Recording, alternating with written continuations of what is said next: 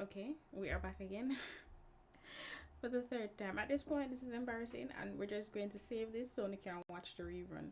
So, in this video, we are talking about craft market, pop up shops, and anything of that sort, vendor events, anything of that sort that you do for your skincare business or any business at all. But I'm going to be speaking from a skincare business point of view because that's what I have, right? So, in what we're going to go over is basically some tips and tricks. I'll link some stuff that I use in my pop-up shops when I used to do pop-ups, when I did vendor events. I'll link them in the description box of what the things that you might need when you're doing these events. I'll also work on yeah, I'm laughing at myself because I can't believe I'm doing this for the third time. Either way, so we're gonna go over that. I'll share some questions that I have from you guys, and I'll also take some questions from anyone who's on the live. So if you're here, please like the live, share the live, leave a comment in the comment section, and yeah, thanks for being here. So let's begin. Ooh, ooh, are we losing this again? Oh, I think we did, guys.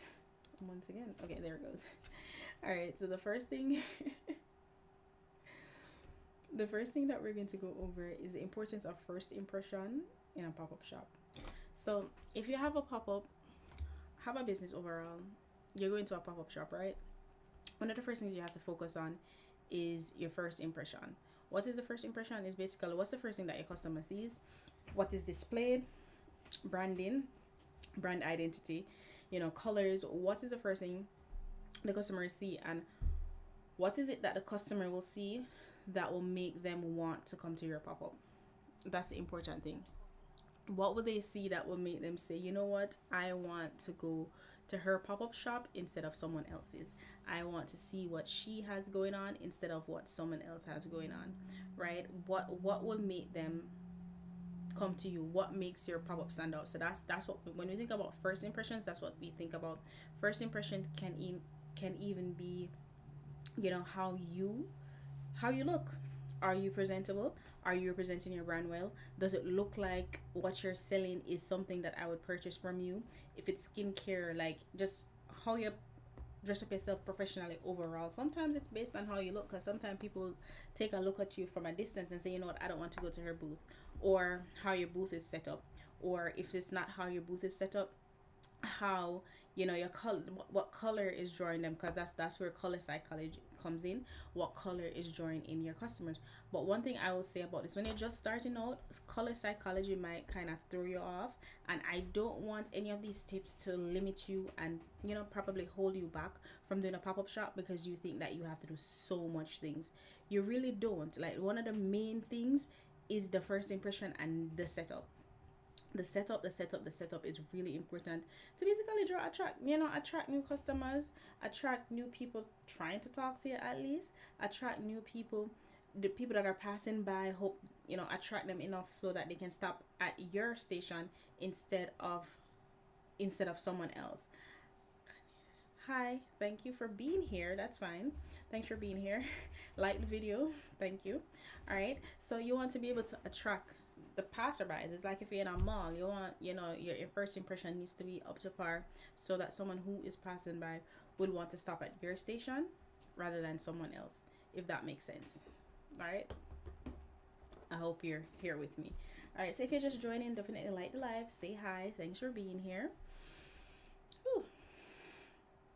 So the next thing we're going to go over is creating a visual appeal. I mentioned earlier, color schemes, branding, decor. Now, if you're just starting out, your visual appeal will most likely be in your decor, right? Because remember, you're just starting out, you probably don't have a lot of things, and that is fine. You can think about your branding elements. Let's say you don't have a lot of all these things. Think about your branding element. When I mentioned how you look as the owner at a pop-up, do you have on, like when I used to do pop-ups, I always had a shirt, like my uniform for my pop-up, and it had my brand on the front of it. So something like that for your pop-up shop. Have a shirt with your brand name on it, on the front, on the back, right? Have your brand name on the front, on the back, to help. What did something just pop up? Yeah.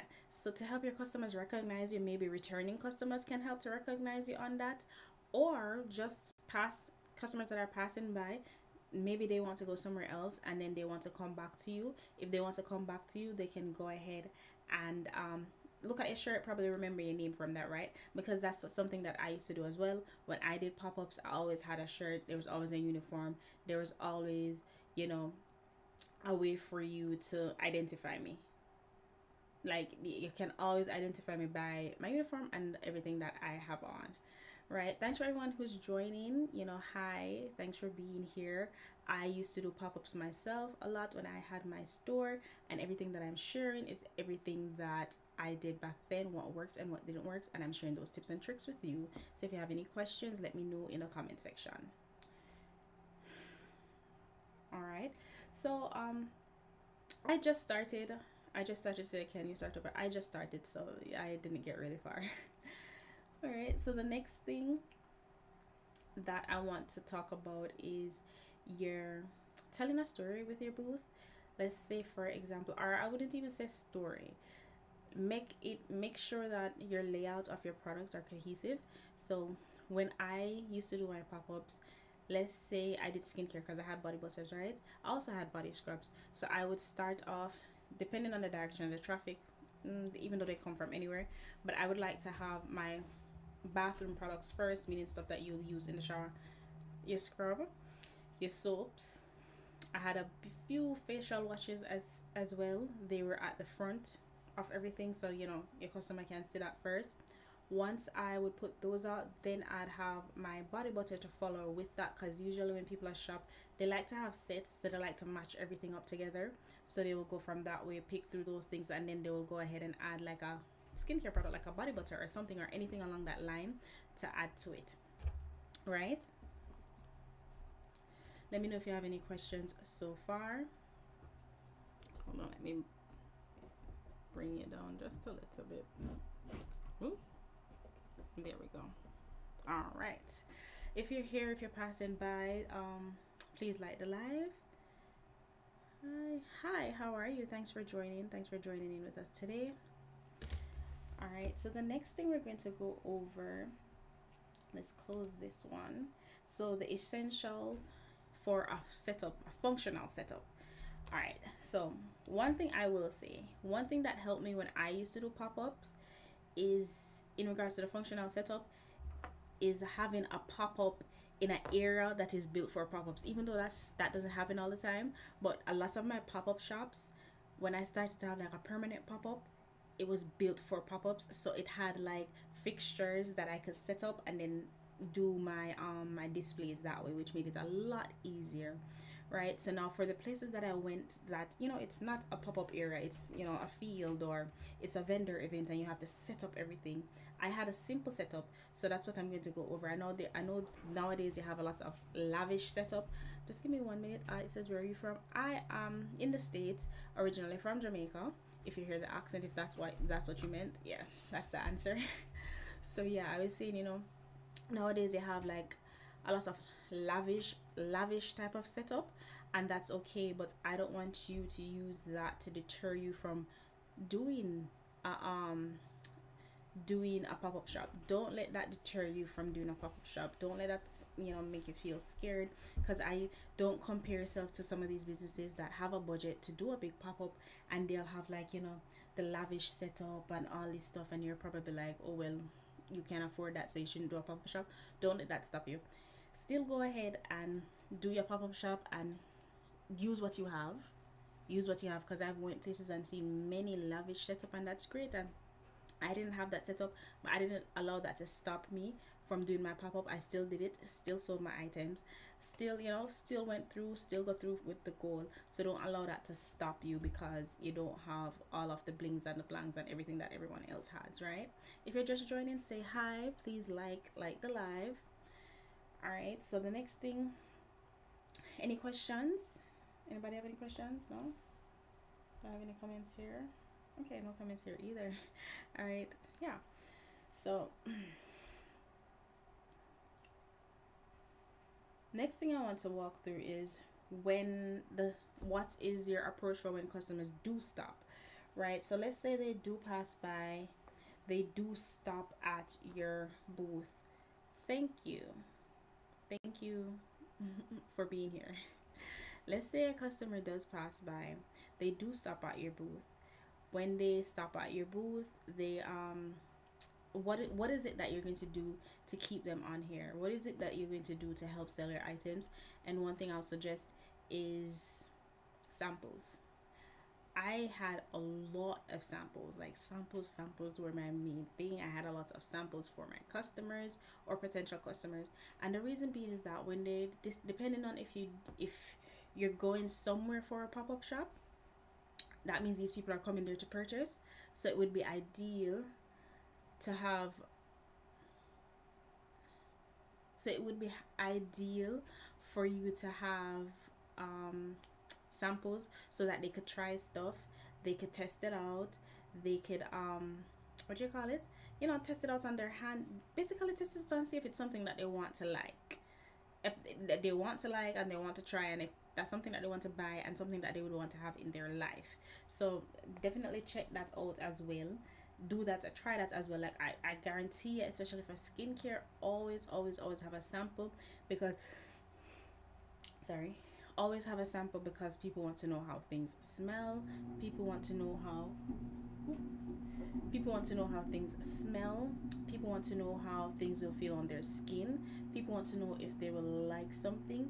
People want, you just want to test things out. Sometimes the little saying where they say taste and buy, it really works with a pop-up shop. So you might want to do that. Make sure you have your hand.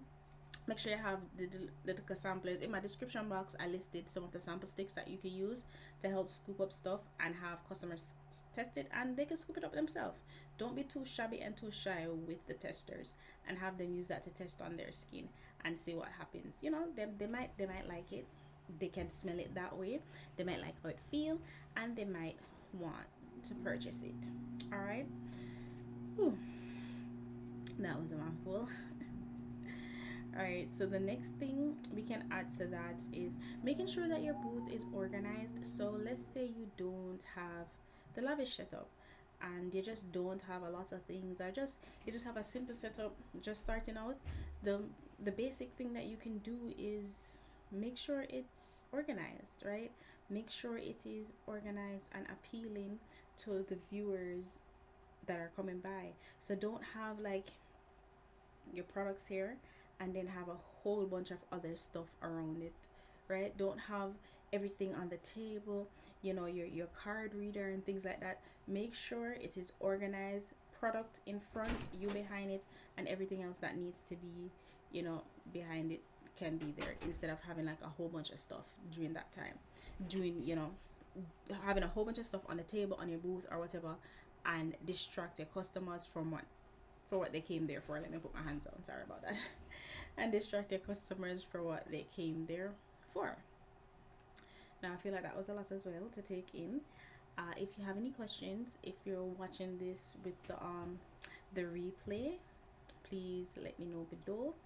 If you're watching it from the replay, in the comment section you can go ahead and add in what is called a question. You can add a question in and I will just answer it after this if you're not able to put it in.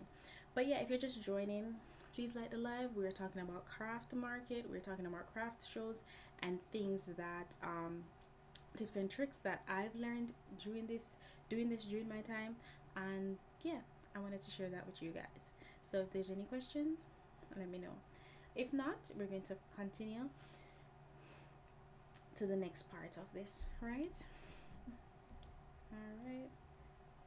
Give me 1 second, let me scroll down. All right, so let's say for your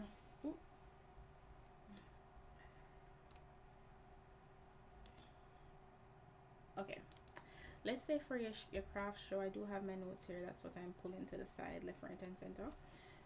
Let's say for your craft show here, you have the opportunity to have a full table instead of just like a wall, a grid. You have a table instead. Sometimes you have both. For your table, you may have a tablecloth. You want to make sure, first of all, check with the vendor or the event to see if they're providing tables. If they're not providing tables, make sure you have your own table. Usually it's the long rectangle tables. You can get those tables on Amazon if this is something that you're going to continuously do. So make sure those you can get those from Amazon, right? So those long rectangular table, you've been to parties, you've seen those long rectangular, event tables. You may need one of those, so you'll have one of that. Let's say you have one of that. Make sure that the tablecloth that you have on it is sturdy. If it is the plastic cheap ones, at least make sure, because I've done that before, and I've used that before, and honestly it wasn't as, I didn't really like it. And then because I was doing pop-ups so much, I decided to invest in an actual thick tablecloth that I can use repeatedly, and that I could wash, rather than a plastic tablecloth that I have to keep throwing away, and as I'm throwing it away I have to just purchase another one. I didn't want to keep doing that, so as a result I decided to get myself my own tablecloth, my own reusable tablecloth that was thick and sturdy and able to get the job done without too much issues. And you want to make sure that this tablecloth is clean. Some people have a preference between wrinkle and wrinkle free tablecloth. Up to you, because I like it wrinkle free, but let's say I wash it and I don't have time to do wrinkle free, then I just iron it out. And I don't have time to do wrinkle free, I kind of depend on my products to kind of stretch it out and take away from people paying attention to it being wrinkled, because I'll have so much products on it. I'll have so much products on it that they won't even be able to pay attention to that, right? Okay. Any questions from any guests? Any questions? No? Okay. All right, so let's go on to the next topic. The next one will be our display racks or risers. So the risers you can use to add like dimension and make your product more visible. I used to have one. I had one.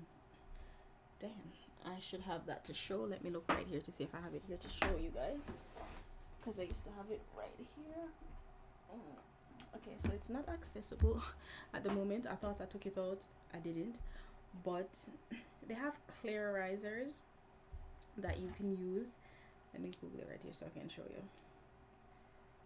And what you will do is use that. So remember me that tell you about your display? The risers can help with your display.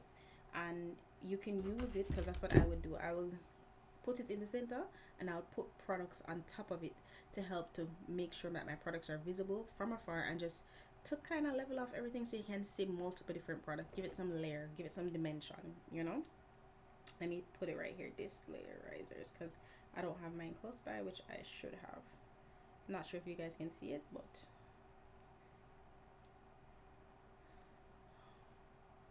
yeah, this is them. Not sure if you can see them, but that's what they look like. So these are risers. I had this one here a little bit wider. I had this one, and I also had the one in the back. I got those. You can get them from Amazon, but I also got them from there was a lot of stores that were closing down when I used to do pop-up shops, and I just went to one of those stores that were closing down and just bought it from there and used that on my display. Sorry. And used that on my display. Okay, this is the same chart. All right, so the next thing that we want to add in here, that I'm going to tell you a next tip for your display. So we went over tablecloth, now display racks and risers. So that's what I was mentioning, the grid panels. So you have grid panels or you have baskets for smaller items. So you probably have a little basket that you can put on the table and put your smaller items in, right?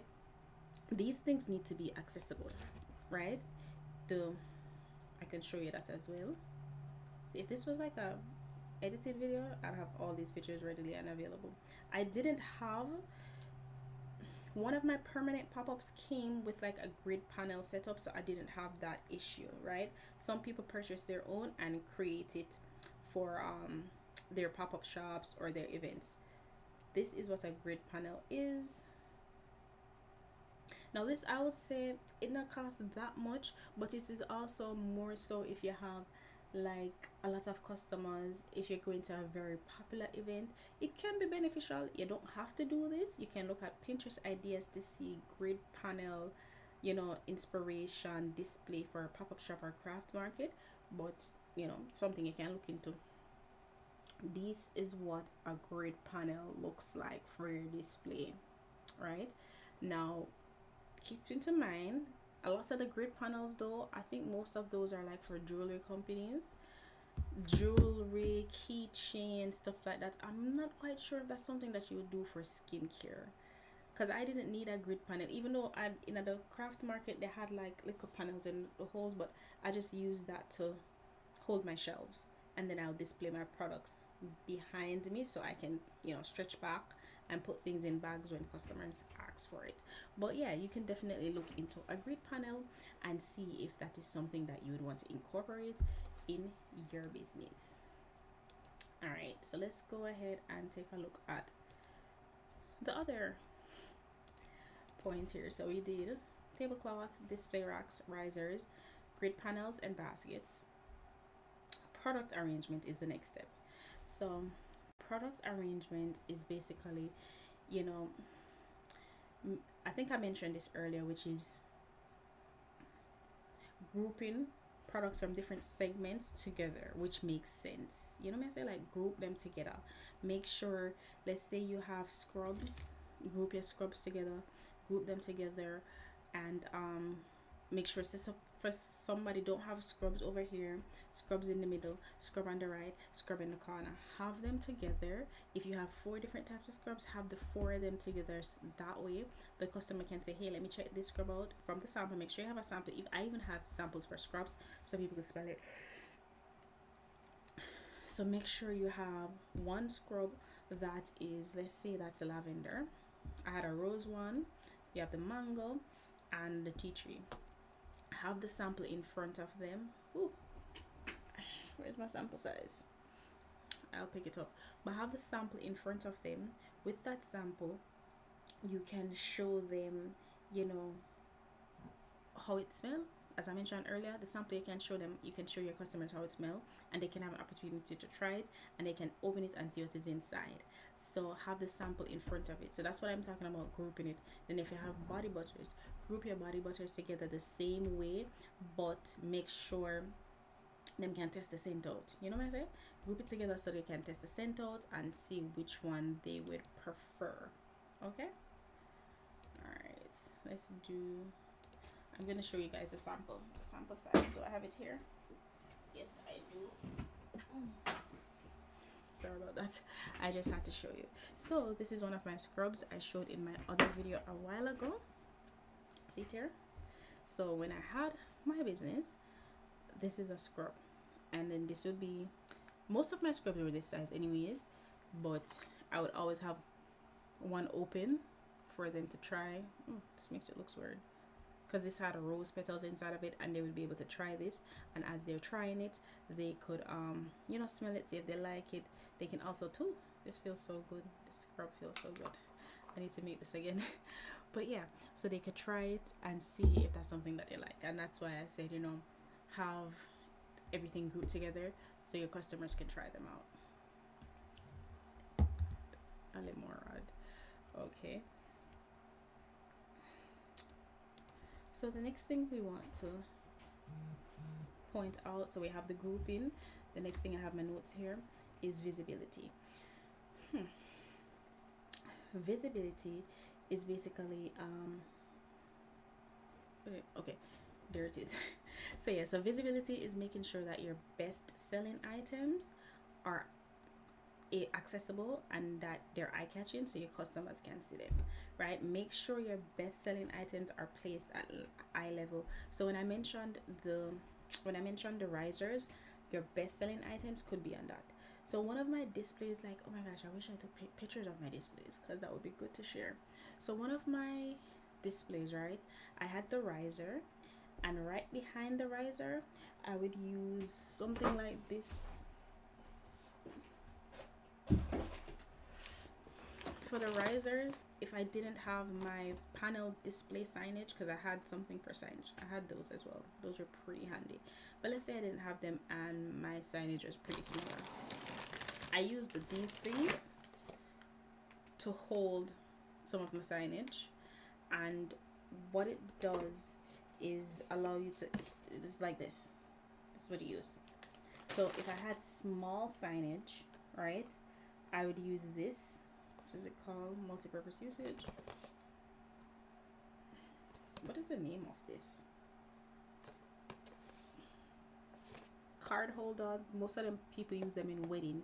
So you'll use your small pricing, your small signage, and you'd use one of these things to hold it up. I have this linked in my Amazon storefront.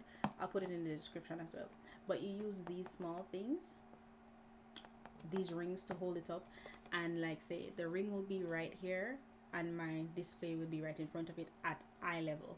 So the ring behind it with the card will tell you what it is and how much, and the product will be right there at eye level, and then underneath it I can have other products. So that's what I meant when I said, you know, to have it at eye level and make sure your customers can read the sign. All right, so that was a mouthful. Anybody have any questions so far?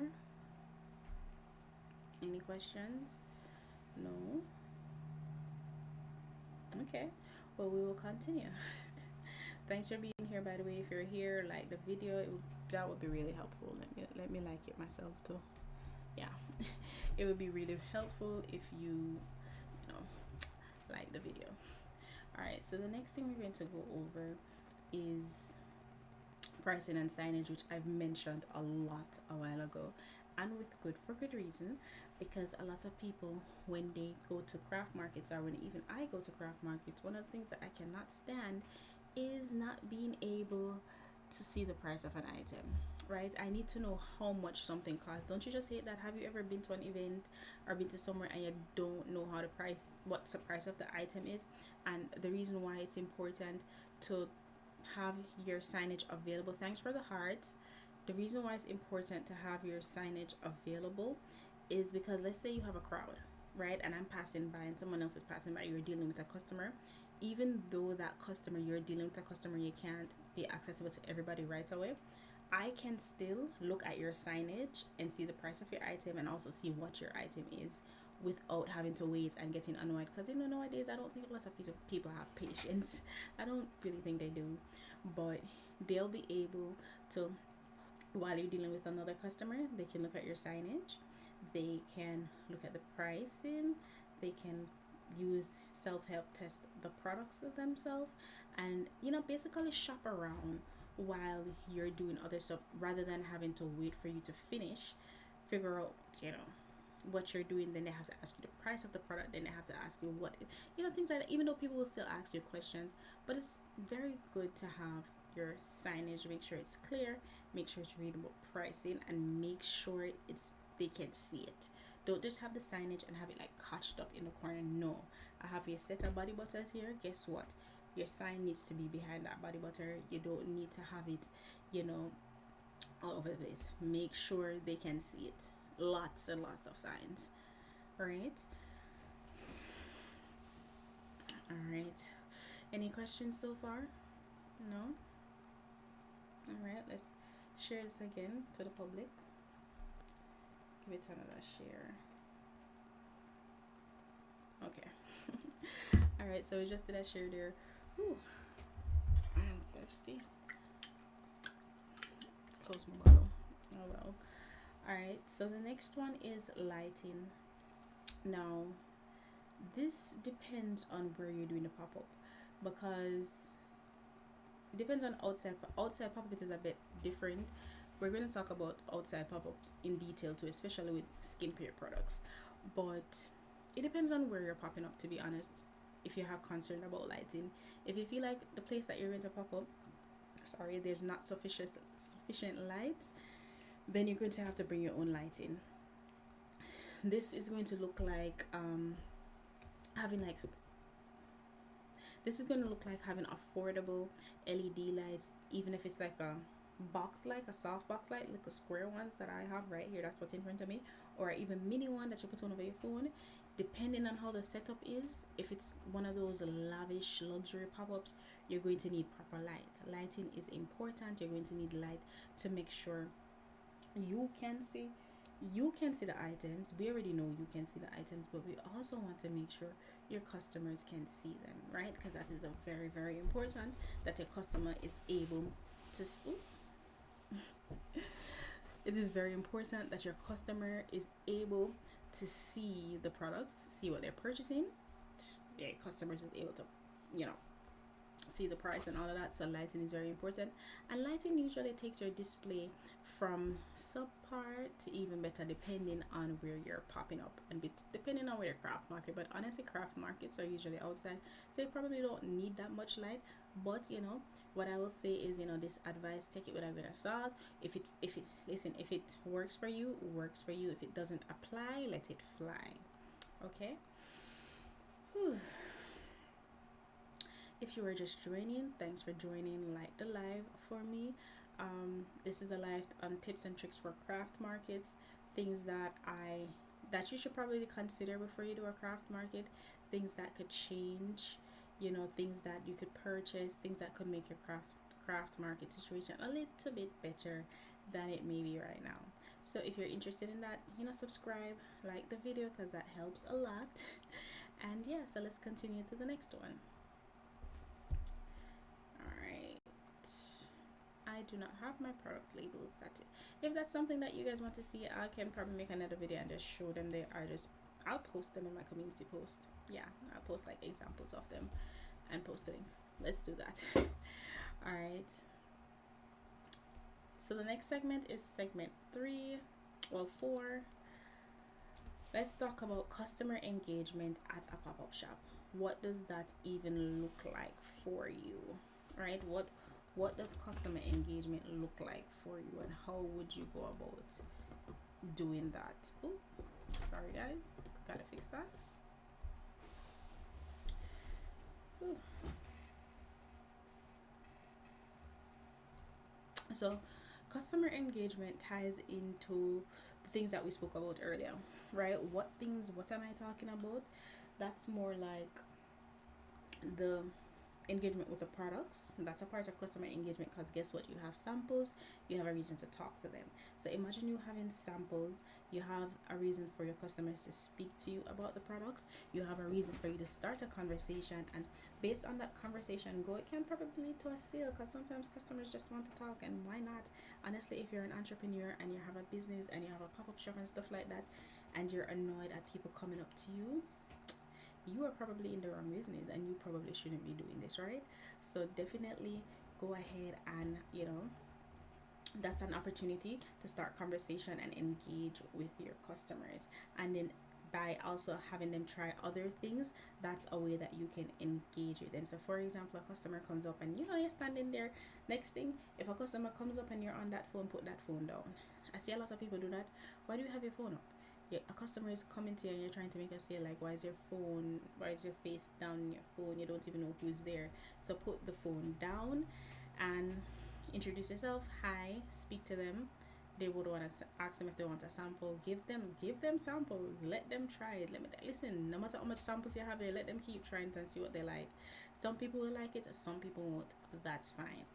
But use it as an opportunity to engage them. I feel like more people I made more sales when I used to do pop-up shop, when I spoke to people.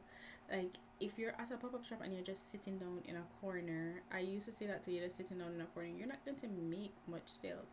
Me, I'm right in front of not in front, but I'm beside my booth, and I'm stopping people as they're passing by. Hi, would you like to try a sample? I gave so many samples, and that's how I got a lot of sales, because I was giving out samples and I was speaking to the customers that are passing by, not ignoring them, not having an attitude. Let me not talk to them like I was girl. I was making sure I speak to them. Hi, which let's try. Like, when I really think about it, I did the hustling. I was really hustling because I made sure I reached out to any customer passing, made sure that I ask them if they want a sample. Would you like to try something? Sometimes they stop and they talk to me and we talk about stuff. I have customers tell me stuff and tell me stories, and then that's how you get returning customers if it's a permanent pop-up shop or on your online business. Like, customers were really, yeah, that was a really good strategy to have when as pop-up shop. That's something I say a lot of people don't do, but why would it? To me, it's like, if you're at a pop-up shop, why wouldn't you talk to people? Like, why wouldn't you say hi? Why wouldn't you kind of say hi so they can come over to your booth? Why wouldn't you do that? Why would you be on your phone? You're not here to make sales. I'm not saying to like hound them down, right? But talk to them, say hi, greet the customers that you're passing, and they'll stop and probably, who knows, that's probably how you'll get a first sale or multiple sales that way, right? I hope that helps someone. If you have any questions, let me know. All right, so the next one is, yes, I did mention smiling and talking to your customers. Yeah, and I have that here. When I say talking to your customers, it allows your customers to feel welcomed rather than not speaking to them. It's like, why are you here, right? So speak to your customers so they can feel welcome. Oh, that's what. Is that a hairpin? That's what's like scratching me. Anyways, yeah, speak to your customers. Let them know that you appreciate them being here. You know, make your customers feel welcome. Don't just ignore them. Like, why would you doing that? Also, one more thing I have here that I didn't mention is, when you do speak to your customers, let them know which one is your favorites, because they like to ask that. And I had my favorite product, and I would share it all the time. And anytime I share my favorite products, I'm always get a sale on it, because my favorite was the mango and the lavender, and those were my best sellers. So other than the fact that that's my best seller, it's also my favorite. So, and we made conversation about it, and I usually make sales on them. And those are tips and tricks that I would share, that I would suggest. All right, so ooh, next one is strategic product placement, right? I think I mentioned that whenever I'm concerning, the flow of traffic, and arranging the products in such a way that customers can see everything clearly,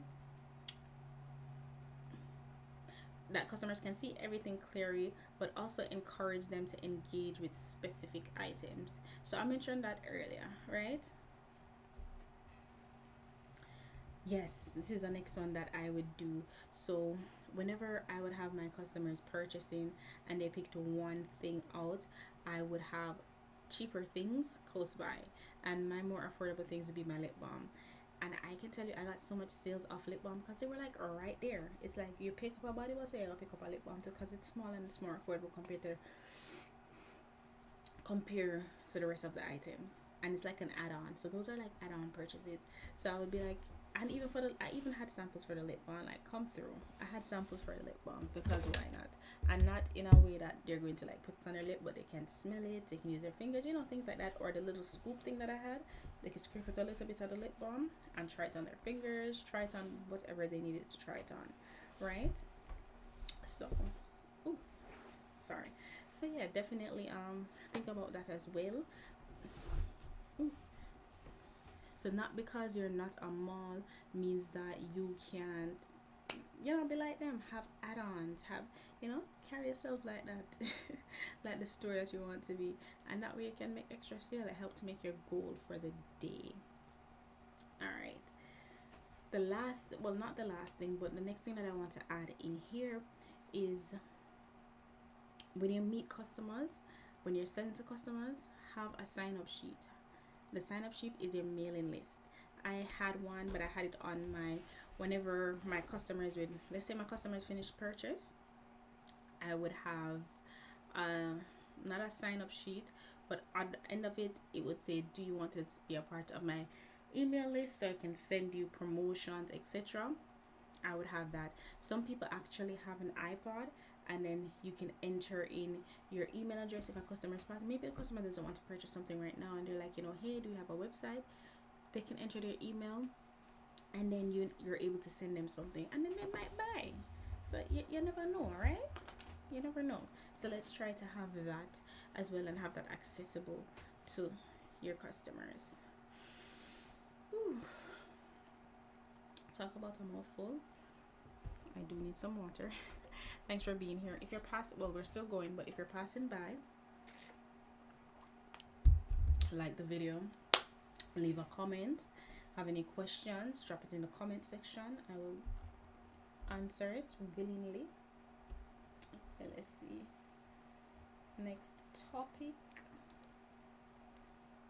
Ooh, we got a lot.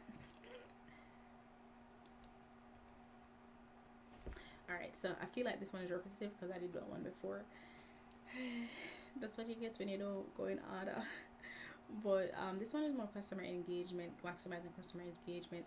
But it goes hand in hand with what we spoke about earlier, right? With, you know, talking to the customers, let them feel comfortable and things like that. It goes hand in hand with that. Scroll back up, let's see. Engagement with visitors. Okay, we did that. Strategic placement. Okay, so the next one is dealing with challenges and troubleshoot. Let me tell you something. I had a lot of challenges and had to troubleshoot at my pop-up shop, but I didn't let it break me at all. I figured it out. One of the challenges that you'll probably run into doing a pop-up, especially if you're the only person at the booth, is a crowd. Let's say it gets really busy.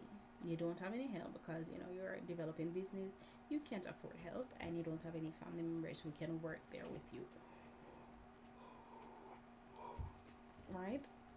So what you can do is, being organized can help you with a crowd, and you need to be able to manage sales while interacting with multiple customers, and still, you know, maintain an energetic yet approachable attitude. So you don't want to be dealing with a sale, also dealing with a customer, and then seeming like you have, you know, you're flustered, you have an attitude, or you're just getting overwhelmed, which we are human, we get overwhelmed, but you need to be able to function under pressure. You're at a pop-up shop, you have a craft shop, you know, there's going to be a lot of people there, so you need to be able to handle that. You can't let it get the best of you, because that's how you lose your customers, and it's probably maybe how you interact with that person will decide if they stay or they leave. So you want to be able to, you know, handle that. And honestly, what we mentioned earlier with your signage and your display, those can help, because remember I said earlier, when you have proper signage, proper display, you can deal with one customer while that other customer uses your signage and your display to create that shopping experience, and to answer their questions, and to help them kind of figure out what they want and what they're dealing with. You can use your literally, your signage can do that for you. Your signage can do that for you. So that's why all of this works together hand in hand. It's cohesive, it helps. Like, you know, one hand scratch the other one, everything goes together. So if you have proper signage, this should help you to eliminate that so many people interacting at once, and just breathe and get through it, because you can do this. You want the crowd, so you can make the money. So the next tip that we're going to go over, so this is weather related tips for outdoor markets. Now, if you're like me and you sell skincare, which is body butter, soaps and scrubs, outdoor market in the summertime might be a downfall. Because if you have your products, our products are made from scratch: body butters, soaps and scrubs. If we are at outdoor markets, then we are more likely to have our products melt. Melting products is a disaster. So if you have an outdoor market and you have a table, that this has happened to me before, I didn't have a tent. Without the tent, there is no shade. So I'm hot and the products are hot, which then results in my products melting. Disaster, hot mess, right? Some of them did hold up, which was great. That means that a formula was formula in, but some of them didn't. Some of them actually ended up melting. It just didn't look really good. The mica was all over the place. It just wasn't really good, and it wasn't a good approach, especially if you have it on the table and the sun is directly over your table and you don't have a tent. Call it quits, pack it up, because all your stuff are gonna melt. So if you're going to be outdoors, a tent is very important. A little cheap tent, you can get a little cheap one from Walmart if you're going to be outdoors, or you can rent one. It is very important for your products. Not only a tent, but if you have things that melt easily, you might want a little cooler or some way to keep it cool, because if not, after a while that heat will be heating and your items will melt, and we don't want that, right? We don't want that to happen. Okay, the next one is handling slow periods, right? So when you have when you're at a market and it's a slow day, now not all markets are upbeat. You know what I say? Like, not all markets are upbeat and have a lot of customers, and to be honest, especially now, markets can be a hit or miss. You might go to a market and there's lots of customers, and you go to the next time you go to a market, empty, empty, empty, empty. Sorry.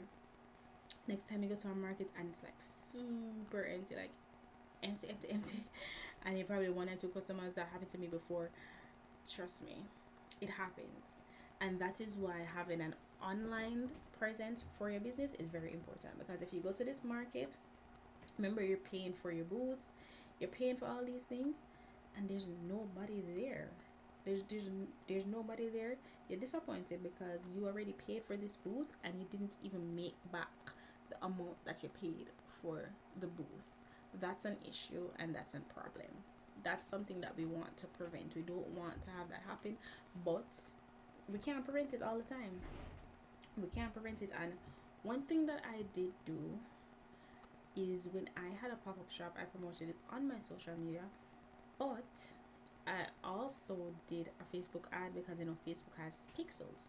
So I was able to do a Facebook ad and use that Facebook ad to target people in that area of where the pop-up shop is going to be. So I targeted people in that area and pushed ads to them, and a lot of people came. First of all, a lot of people comment underneath the ad, and then a lot of people came to my pop-up shop because of the ad, because they wanted to purchase my body butters.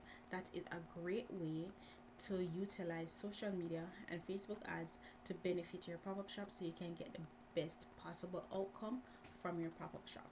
Tell me I'm lying. And that's I feel like that's like a tip. I don't think a lot of people talk about that. I don't see a lot of people talking about that when they're doing their pop-ups and just show up, because sometimes these events and these events, they don't promote their event well. That's number one. Sometimes the type of event that they're having may not align with the products that you're selling, so you have to be careful of that as well. And people probably don't want to buy it. So that's why, yes, you pay for this event, but also do your own legwork, where you can promote your business. Go and get your customers as well. Go get your customers. Go talk to your people them yourself, and bring them to you. Go bring your customers to you. They're not coming, use a Facebook ad to bring your customers to you. That is something that was very beneficial for me. All right. Any questions so far? Or am I just yapping? No questions? No. All right, that's fine. Let's keep going. And if you're watching this on the rerun, drop your question in the comment section. I am going to do a timestamp so you can skip through this to see what benefits you and what doesn't. I'm also going to have everything that I suggest that you have for your pop-up shop in the comment section as well. So let's continue. Next one is booth etiquette, right? Booth etiquette is more of being respectful to other vendors, right? Being respectful to other vendors, keeping your space clean. I did mention that, and be mindful of customers' personal space when you're at these events as well. And this goes on hand in hand with being organized, because if you're organized, you shouldn't have to worry about being in a customer space or anything like that. But you want to think about that as well, and you want to think about being too distracted. Try not to be too distracted when you're at these events, so you can actually attract customers and talk to your customers. I mentioned earlier, if you're here or you're just passing by, you can like the live. That would really help. So the next segment is, I'm going to share my final tips for craft market, right? Success depending on where, because I feel like saying craft market success can work both ways. Like, you can have success if let's say the event that you're going in is really good, you can get a lot of customers from that. Also, you can have success because you promoted yourself before, you did the due diligence and you did the ads. You can have success because of your booth setup, attracting lots of customers at your craft market. For me, it's pop-up shop, mainly pop-up shop. Ooh, I just realized we had no music today. All right, so any other questions so far? We're gonna continue with it.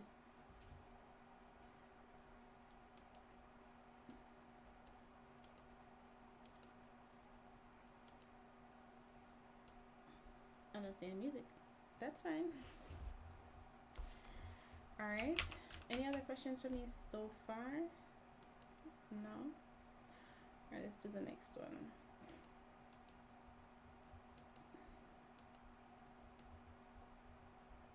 I don't know why I cannot find my music.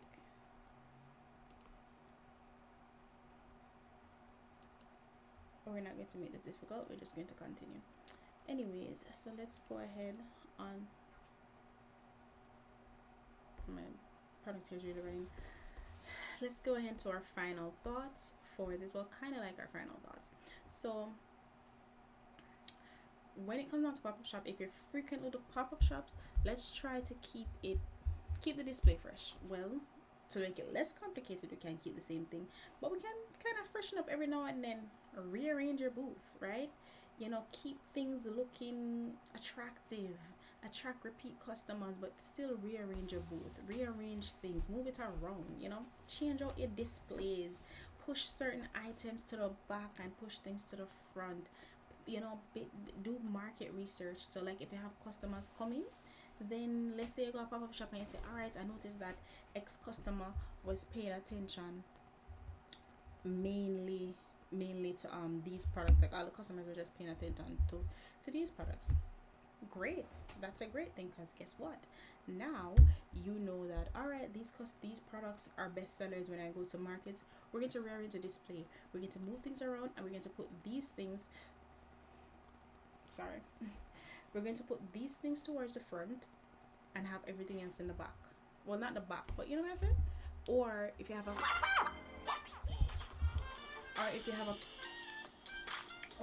product that's not selling, put it beside a product that is selling to see if it will help them attract more customers. You know what I'm looking at there? You know, switch it up a bit, man. Freshen it up. Make it work for you. Right? If you're here, like the video, let me know if you have any questions or anything like that. Why is it mail promise? Guys, I'm looking at myself. This is why you don't look at yourself when you do this, right? Alright, so the next thing that we want to do is wrong camera. Next thing that we want to do is think about packing and setup efficiency. Okay. Now, packing, for me, make sure that your items are foldable. That will really help with packing your products. Make sure your items are foldable. Make sure you have help. If you don't have help, it can be a bit rough, but make sure your setup is, you can break it down. So if you're purchasing items for your setup, make sure that they're foldable. Make sure you have bags and ways to transport them. Also, make sure you remember to have your tools. You know, I'm going to give you a little checkup craft shop checklist, so you know what to have. Like, I feel like some people go to the craft stores and then pop-up shops and they don't have all these things, and then they kind of wonder why. But sometimes you just don't know, right? So this is for people who are still doing craft shows, because to be honest, I don't think a lot of people are doing craft shows. That's for a whole different topic. Sorry. But you want to be able to add in, you know, make sure you have your tools, make sure you have things to break down your setup. A simple thing like having like a scissors at a craft show is an underrated item, but they come in handy. Like, you never know when you're gonna need the scissors. Make sure you have your bags, right? Because you're selling stuff, so make sure you have bags, paper bags, whatever type of bags they need, I'll link them down below.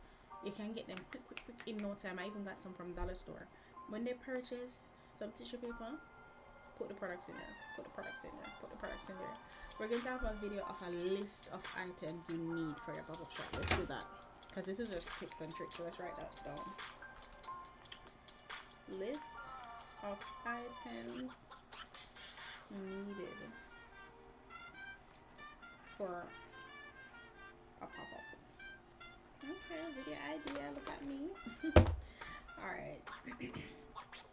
So yeah, so when we have all the things and have all your tools, and that all your things are able to break down and have them organized and not all over the place, it makes it so much easier for you to do this. It makes it so much easier for you to transport your items, being able to find everything, not losing anything. You know the look away there. All right, anybody have any questions so far? No, just me. That's fine. All right, so what I will say, we can do customer follow-ups, right? So after the market, you can make sure that you thank the customers for purchasing from you, and this is where your email marketing, your email capture in the beginning that I mentioned, this is where it comes handy. This is where you want to make sure you have that, because let's say you have all these customers email. Guess what? Now you can go in your email marketing software and email them and thank them for coming, thank them for purchasing for you, and let them know you are available and you have more things to offer on our website. And quick one too, that's especially if you don't give them a business card, which you probably should, but if you don't, an email can work. And also encourage them to leave a review. Like, hey, if you like it, leave a review. Leave a review, and that way that's how I was able to increase like some of my sales to my online store by doing that. So leave a review. Well, suggest that they leave a review. All right. Whew. Wrapping it up, we're going to do a Q&A. This is at the end, but I feel like I'm going to gather all these Q&A questions from my videos and just put them in one spot so people can answer them. All right. So the first question. Let's see here. Where is it? 1 second, guys. It's right here. Okay. Let's go. What is the best way to No. Wrong questions. Oh, here it is. How can I make my booth stand out in a crowded market? I did mention an answer to this earlier, where we're saying to make it stand out is your decor. Your decor for your display, right? And not only display, your decor. Let's say a customer is walking by really closely, have your eye-catching and best-selling items to the front, so when they walk past, because that has happened to me before. You ever go somewhere and buy something, and as you're walking past, you see something, and then you're like, I might like this item, and as a result, you stop and turn around and look. Make sure those best sellers, those eye-catching items are towards the front, so as they're passing by, they can see it. Make sure you have the riser to put them on the riser, so if a customer is passing by but probably a little bit far, they can see that item on the riser. Bam, there you have it. You have a view. That will help to get attracted to your booth.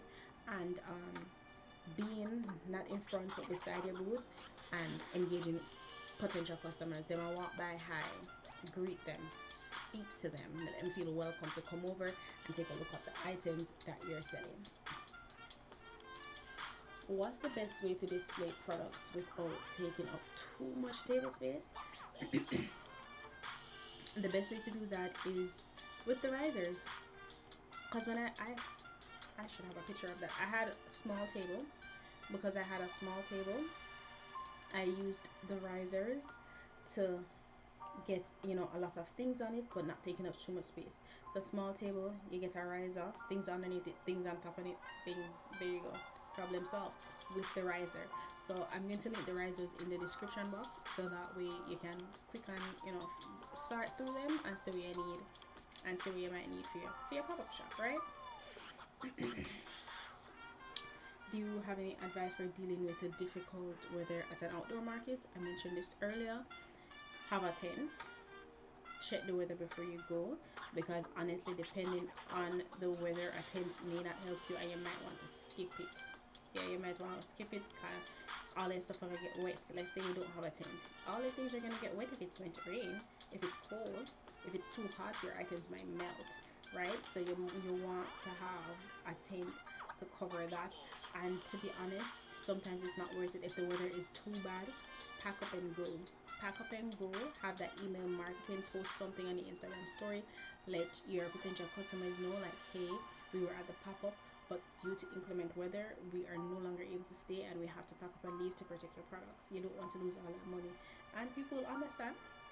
Post it on your Instagram story if that's the main way where your customers can reach out to you, and let them know that you can't be there, right? All right. I think that's the last questions. I only had 3 questions for this one. Let's see. Don't have any posts to give you guys, but let's see what else is there. So let's sum. Do you want a summary of what we did? We did creating a visually appealing table, being engaging customers, troubleshooting effectively, and we also talked about whether we're concerned your pop-up, right? So if everything that I said before, if it was helpful, oh, if it was helpful for you, like the video, like the video, like the video.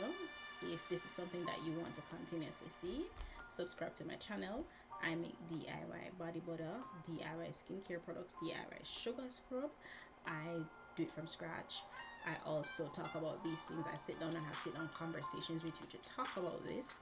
And I also do some PayPal here, some card readers to help with your pop-up shop. I'm going to do a card reader video coming soon. So yeah, if anything like that, like the video. Thanks for being here. And yeah, until next time, this was real. I enjoyed it. And yeah, I'm out. See you on the next live.